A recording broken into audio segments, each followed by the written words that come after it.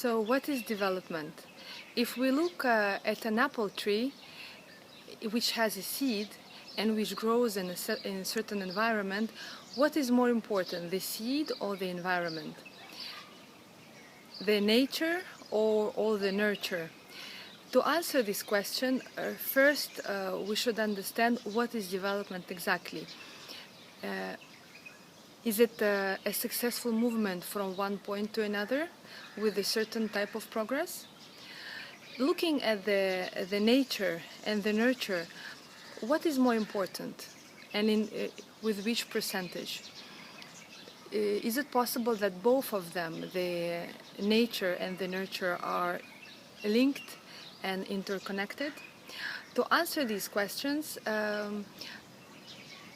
let's look at the theories of two professors, Professor Bronfenbrenner and Professor Gottlieb. The theory of Professor Bronfenbrenner talks about 5 cycles which surround each child and a person in his or her journey in development. Everything starts at home and at school, so this is the first cycle. Then going to the next level, this is the child's social life. Whether the child is playing sports, music, what kind of friends and activities the child has. Then going higher, this is the cycle of parents, which does not include children. Say whether the parents are actually working or not affects the children's life. Then going to the next level, this is the rules and values of the country and the society the child is growing in. The last level is a frame in history. We are all children of our generation. Say 2 centuries ago, the children had completely different childhood. Now, if we say that nature and nurture are interlinked, how do we adopt this approach, mixing between 2 different things? The interdisciplinary approach. To start with, we should accept that our knowledge is limited. Say, my personal knowledge, comparing as a linguist, comparing to a heart surgeon's knowledge is limited. Then the next point is that the tools I'm using, although I do indeed need to be able to use my tools precisely and perfectly, but at a certain level, my tools, the tools that I'm good at, are not useful anymore. So sometimes there are moments when I have to change the tools I'm using to adapt to a new situation. Then I should seek as much as I can to expose myself to different opinions and different environments without being judgmental, trying to look at the other side the way it is, not always imposing my vision. And if I succeed to do all of this, I will be able to benefit from all these various disciplines and to find connections between different things. I would like to give here an example of emotions from a cartoon called Inside Out. There is a moment there when Joy has a little conflict with sadness.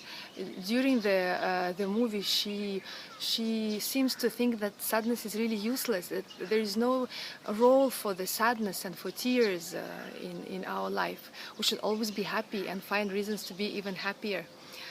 But then there is a moment in this movie when, after some unforeseen and stressful circumstances, the main heroine in the movie, she actually experiences a mixed emotions. She experiences joy, and at the same time she experiences sadness. So this kind of bittersweet feeling, I believe it explains how you can put 2 completely different things together and make something really good out of it. Then, if we talk about the practical usage of interdisciplinary approach, I would like to give two examples. First example, from the time when I used to work in hospitality. I remember that front office, they used to exchange duties with housekeeping. And then they really used to struggle sometimes and suffer because it's something new. Standing at the front desk when you're working in housekeeping, or cleaning the rooms when you stand at the desk, checking in guests.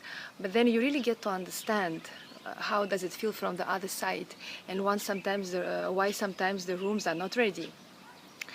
The other example I would like to give is that when I had an administration job, I volunteered to attend all the departmental meetings, from stewarding to the owners association. And it was very interesting because I got exposed to so much of specific, I got the exposure to a lot of really specific knowledge, and it helped me to understand how the hotel actually works from inside out, like in that cartoon. Lastly, I would like to mention another example from a nursery world. Say if my specialty is to work with 3-year-old children, and I have some exposure, say I am covering this week a class with 1-year-old children. And then the week after, I would cover another class with 5-year-old children. How can I benefit from that? These are 1-year-old child and 5-year-old child. These are like completely different environments and completely different learning stage in their life.